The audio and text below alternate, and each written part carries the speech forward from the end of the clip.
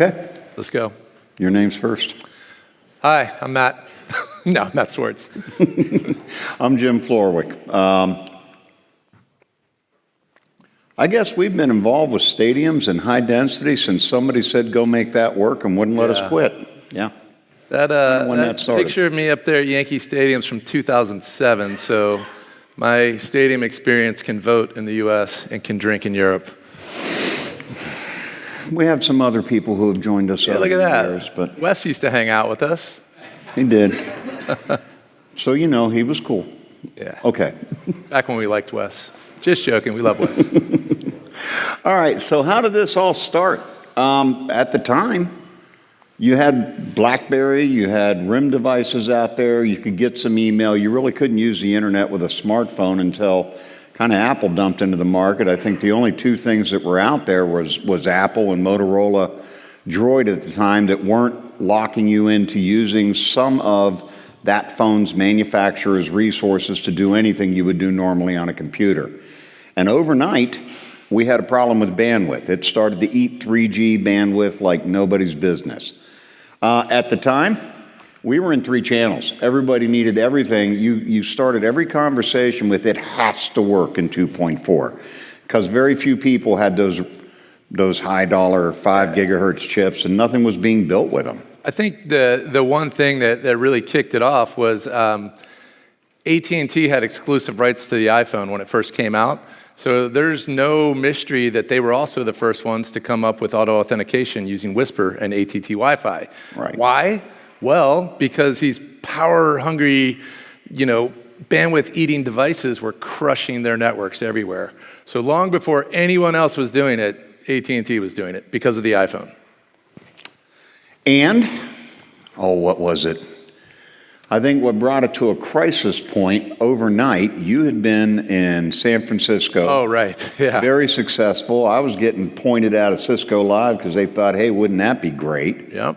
And then overnight, we had an update from Apple with the 3GS that suddenly decided if you were anywhere, why wouldn't you want to hook up to the last SSID you belong to, or just make friends in an ad hoc fashion? We get this call from the stadium that we had just deployed that said, hey, our game starts and everything's working, and then at some point, the network just completely shuts down.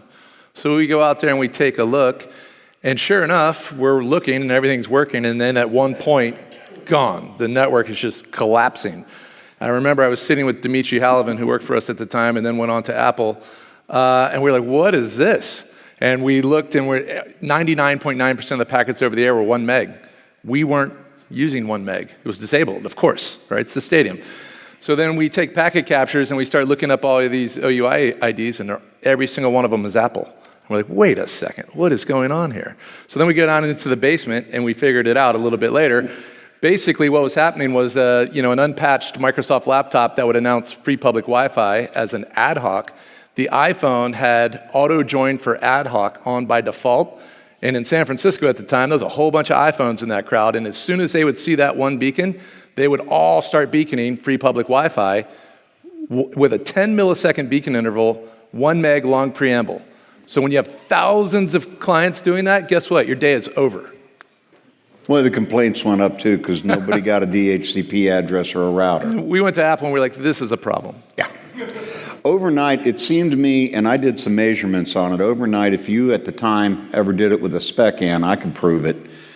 If you had long 1 megabit per second, you had SSIDs. I used to just put 2 or 3 SSIDs on in a lab and I could just close 2.4 gigahertz. But overnight, 5 of these things could close a 2.4 gigahertz cell down, period. Yep. So that hit you there. We had a couple other venues report. Yeah. So I started to follow Matt around, and he'd call me and say, yeah, I was just there a month ago. What are you going to tell him? And I said, we got to redo this, and we're going to have to use 5 gigahertz. So we started to look into it even deeper at the kinds of things that were eating the airspace. This is a great slide. I remember the day you sent this image to me. That is from Barclays Center in Brooklyn, New York. And we were looking very hard at those 1 megahertz interferers that we saw all the way across that spectrum. So what's interesting is you see channel 1, 6, and 11, and I don't know if anybody knows the name Neil Diener, but he was one of the founders of Cognio, which was Spectrum Expert, where Jim came from. And I was sitting there, and the noise floor was just completely out of this world, and we're chasing our tails trying to find this interferer. Where is this interference source coming from? And I sat down with Neil Diener, and he's like, man, look at those lines. But you could only see it in between, 1 and 6 and 6 and 11. So what we had to do to figure it out was I went to the head of the people of the thing, and I said, hey, after the basketball game, at the last whistle, we want to turn our network completely off. And they're like, what? You guys are nuts. I'm like, no, we want to do it. So there you go. We turned it off. And what it did was it uncovered the spectrum so we could see the rest of those lines. And then good old Neil Diener says, you know what? That looks like the channel boundaries to me. And I was like, what? So what did I do? The very next night, there was another game, and I started taking packet captures on 2, 3, 4, and 5, 7, 8, and 9, and 10, and it was all probes. And all those probes on all those overlapping channels is noise on 1, 6, and 11. Boom, figured it out. Keep in mind at the time, these are the speeds we expected, and the only way we could break up an access point was if you had 10 users, you were going to get 1/10 of the bandwidth. We all know it depends on where your chair is in relation to the AP. But we weren't asking a whole lot from it, and we were oftentimes, you got 2, 3 megabits per second. We were pretty happy with that. Half a meg, you were happy, Jim. Half a meg, I was if we weren't getting yelled at, we were pretty happy. Yep. So we started to work on that. We knew isolation was a problem. We knew we needed to create smaller cells, but we hadn't gotten to the point of where we had gone and built anything purpose-built. So we kind of went with what we had, which was off the shelf. And so we came up with this, what I called the Johnny Five, because if you're old enough, you'll remember the movie Short Circuit. And we had these two, somebody remembers. That movie's from like 1988. So you gotta be a little old to know that movie. And so it was 2 10 dBi 2.4 Yagis and a 5 gig patch. And then we had to figure out how to put it all together. So I went to our hardware guys and we came up with like an adapter plate and mounted all these antennas to it and plugged it into a 1252. And for a little bit there, we were like, man, we are awesome. Then we moved on and we started doing purpose-built antennas where you didn't have to cobble together 3 antennas off the shelf and kind of put them all together. And our first one was the grayling. Back then we named all of our antennas after fish. I used to get mad at Steve Saliga because I live in Florida and I think saltwater fishing is cool, like marlin and all these things. And a grayling is like this little sissy, like freshwater fish. I didn't like it.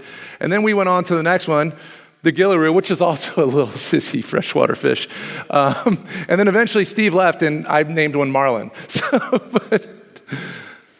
Keep moving. One of the cool things about that, and that'll become important later, the other thing I'll say about this is at the time we were building this antenna, I had Spain, Mobile World Congress's venue, and we were doing that, and I laid it out because we didn't have anything else. I laid it out with 2.4 gigahertz using that 35-degree dimension.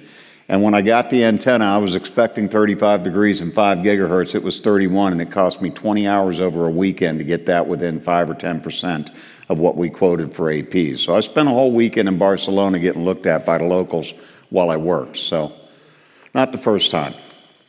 All right. So we went through this phase, and we said, hey, we made these antennas, and things got a lot better, but not for long, because the demand just keeps going up. So we're like, all right, now what? And then we went down this road of features. And we had one Super Bowl way back, I think around 2011 or so. Back then on our controllers, you could only have one set of data rates per controller. Well, in a stadium, or any large public venue for that matter, you have varying areas that some are big and open, some are smaller. And having to dumb down the entire building to one set of data rates didn't make sense. So on one Super Bowl, we had 18 different controllers. And let me tell you how fun that was. So we called that, because we needed failover, so we came up with a name. We make up names for all kinds of stuff. That was called physical controller groups. But it was a mess, and we were like, this can't go on. We have to pioneer, we have to innovate. That's a good secret, too. If you need to convince people of something, give it a name. Yeah. Makes it more real. I made up client-induced interference forever ago. Still sticks.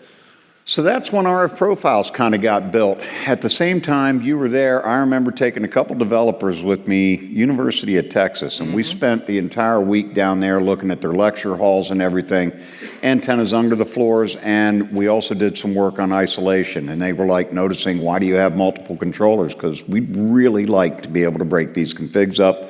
And that was kind of the genesis that started with RF profiles, and we threw everything into RF profiles. Yep. One of the big things we were able to do, Mobile World Congress again, we built this wonderful grid of overhead antennas. By the way, we did this venue. I got to test that live with the Mobile World Congress. Was the first time we had users on it. That was a long week.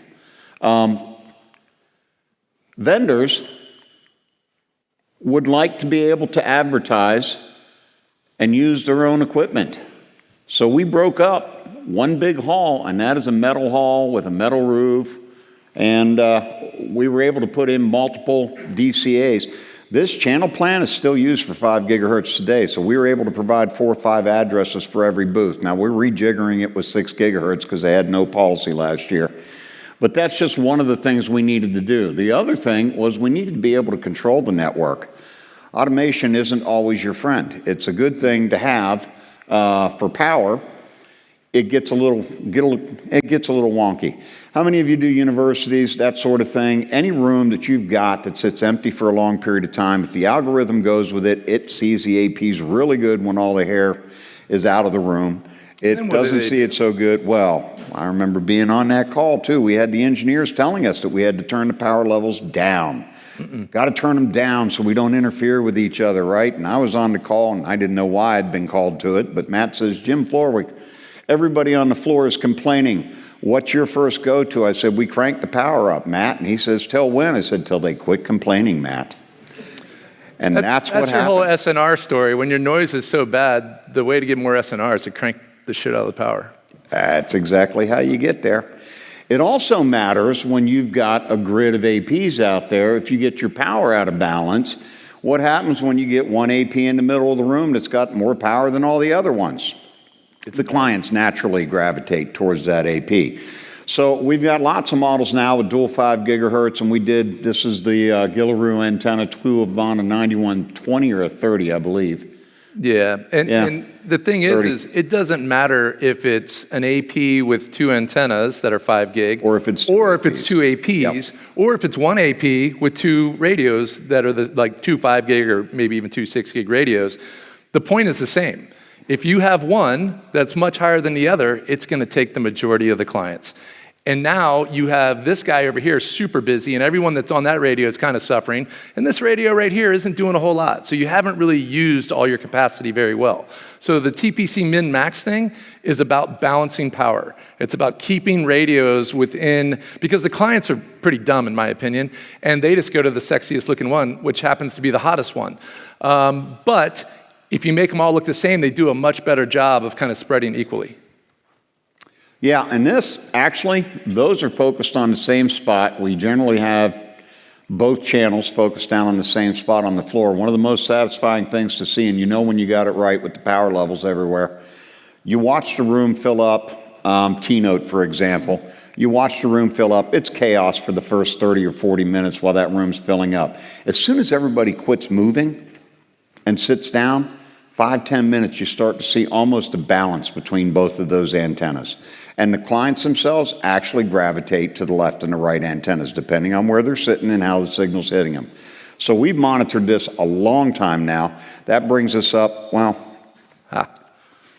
to the next concept. If you're going to crank the power... That picture is from a presentation from at least 12 years ago, and I'm glad we resurfaced it while we were coming up with this presentation. I was like, I love that picture. It took so long to put this presentation together. Neither one of us remembered how old it started and where all those presentations were. At any rate, one of the other things we had to do was kind of manage the noise floor. I mean, the clients used to be really, really noisy. They've gotten so much better. But chatty, loud, we didn't have a good mechanism for getting them all on the network.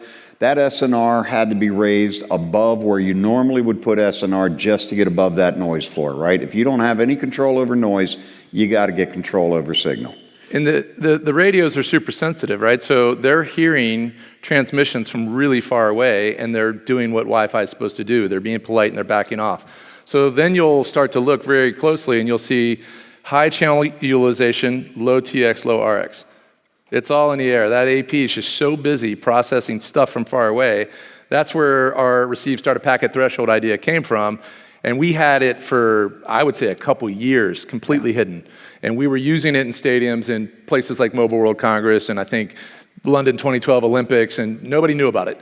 And then we productized it and put it out to the masses. This actually came about, and I'll tell you something. This was 2007, 2008. We had just released one AP, and I remember the engineering being so psyched because it was one of the most sensitive radios they'd ever built. I mean, the metrics on this radio were amazing, right? And the entire use case at this point in time had simply been coverage. Most universities had more controllers than anybody else, but they still didn't really have a coverage model over the entire campus. They were trying to just get Wi-Fi anywhere. We walked back in the door and said, that's great.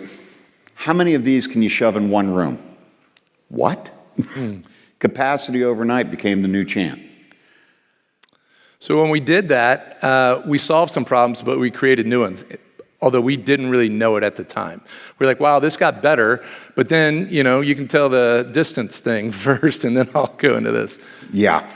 So RxSOP cuts back the distance because it's going to cut off where it hears things at. That's start a packet, right? And what it keeps us from doing is it keeps us from counting all of the navs and all of the weight states of every other client device out there that's well beyond your intended cell. I mean, if you're at minus 70 on a cell edge in high density, that's really low, right? Yeah, we're usually looking minus 65, somewhere down in that area. Upper 50s. Upper 50s, moving the whole thing as close as we can to more. Any rate, what happened overnight is it also impacts the coverage. And I know for a fact we had a wide range on that when we first got it. You could dial this all the way up to minus 60. Reality is minus 78 is about as far as you'll go. That's what a chipset manufacturer will go. But it gave us hard control over it that we could ignore everything. And it actually made us successful in a lot of places we were breaking. Where we had new coverage problems, we had new challenges.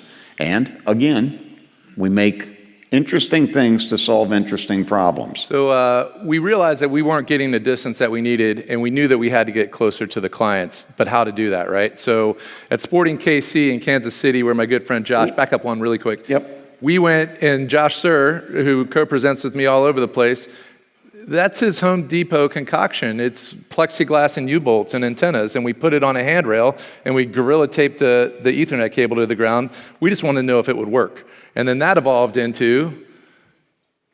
Wait. Wrong way. There we go. That evolved into people making customized handrail mounts so now we're overcoming this distance problem because of low SNR and features like RxSOP, and now we're getting closer with handrails, and I think we got some underseat coming up in here. So then you see a lot of underseat. The kicker is it works, but I think the whole industry kind of over-rotated on it, meaning that I started to see stadiums that had glorious overhangs, and they were putting every AP under a seat, which there's no innovation in putting an Omni under a seat, I'll just say that.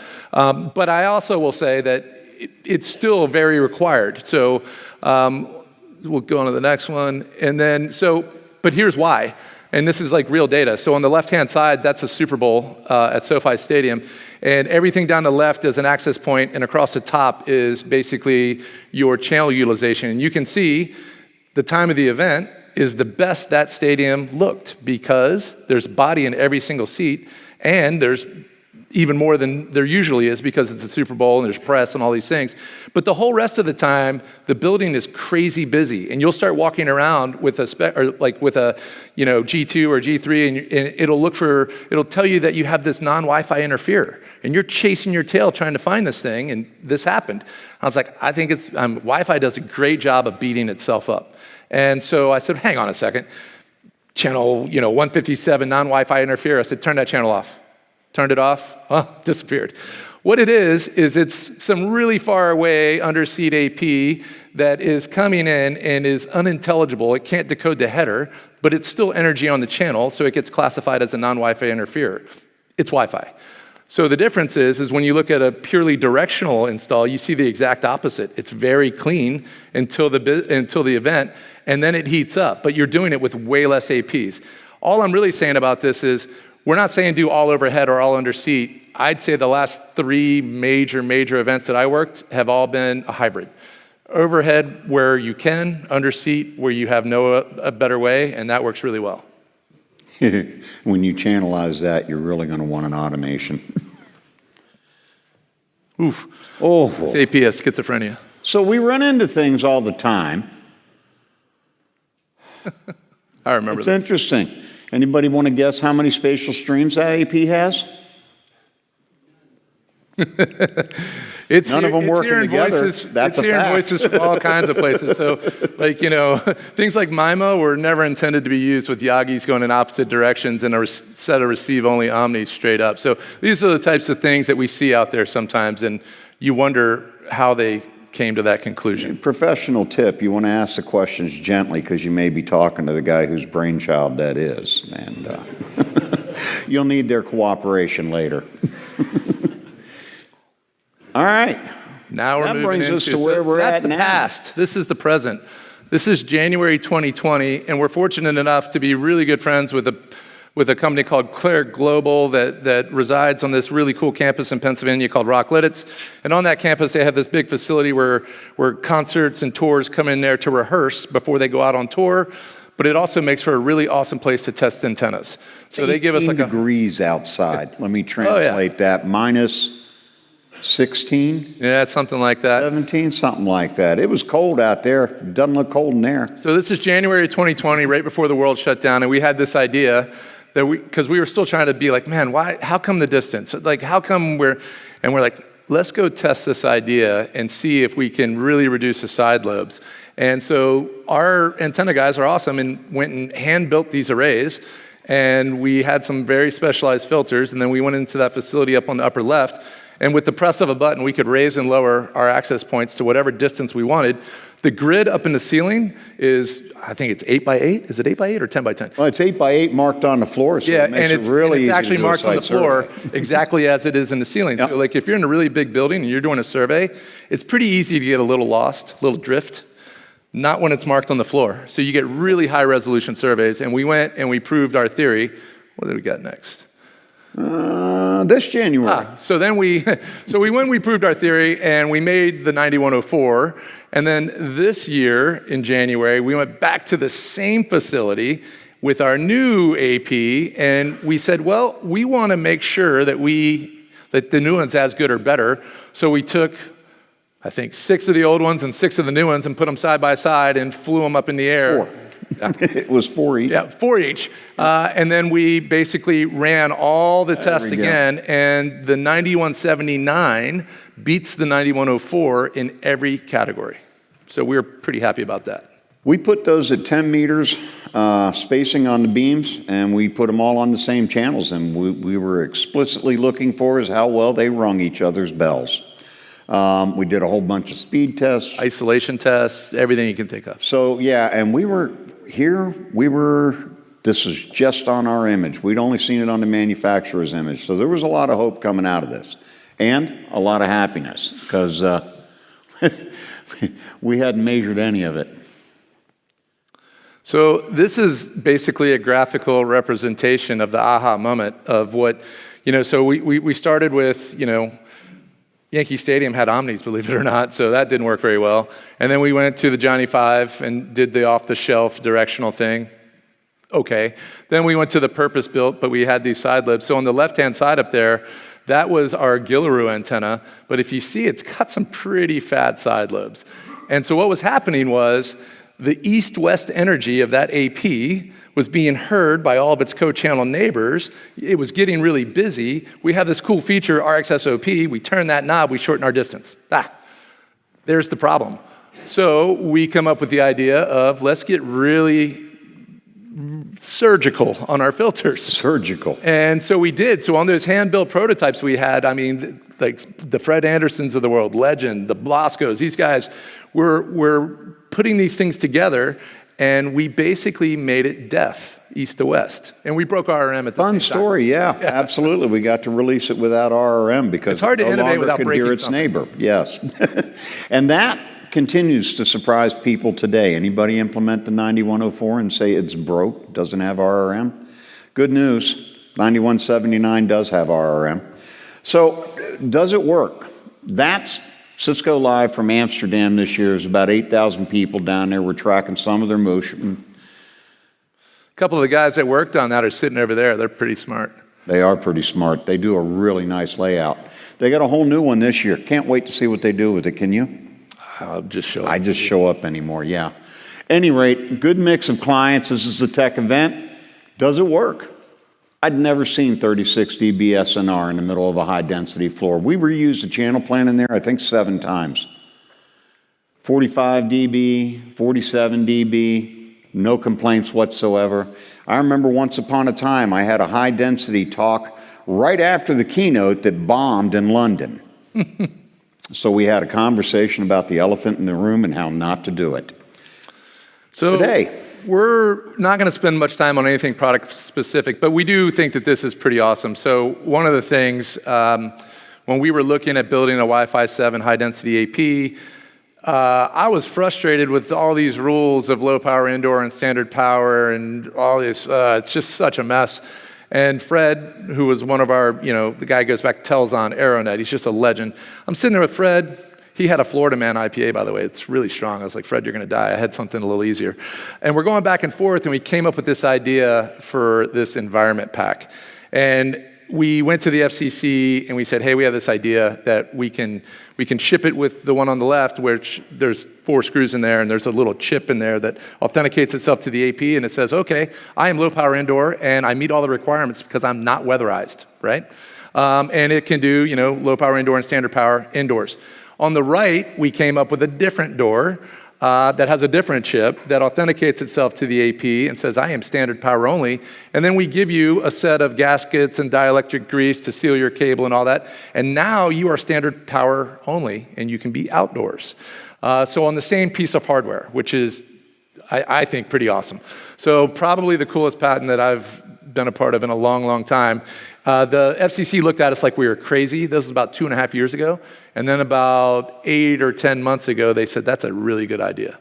And then one last thing on the 9179 that we really liked was previously when we had the disparate kind of, you have an AP, you have 2 antennas, 2 sets of cables, 2 sets of mounts, and a guy on a lift that doesn't care about Wi-Fi, you had all these installation problems. But what we could do is we could, have an antenna going in one direction and one going in the other. And so when we sat down to do the new one, I was like, man, I really wish we could bring that back. So what we did was we put a set of end connectors on the bottom of it, and we switched 2.4 and 5 gig low. So therefore, we've gotten around the 6 gig problem, right? Because we're not doing 6 gig on it. And it's meant for like a short throw, like behind you. So like if you were on an overhang and you're facing at a bunch of seats, but you have some seats behind you, we created this little antenna that we call Sardine. We brought the fish back. And the Sardine antenna, what's great about it is it doesn't require an extra mount. It's fully articulatable, and you put it on the end connectors, and now you can go back in both directions. Man, 40 seconds. I know, we're about to land this thing on time. It's I think amazing. so. We haven't even practiced. All right, so what's the future look like? Well, we've been talking about that. We've had a lot of good presentations on it. How is all of it going to work? Nobody knows. I don't know if you guys have seen this skit. I mean, it's a Saturday Night Live thing in the U.S., but there's this whole skit on like George Washington coming up and saying, we're going to have our own weights and measures. And he's like, what are they going to call 1,000 pounds? He's like, go follow that link. There will be no I think term you'll for that. enjoy it. But if you look at that link, you will get a good laugh. So thank you. Anyway, thank you guys.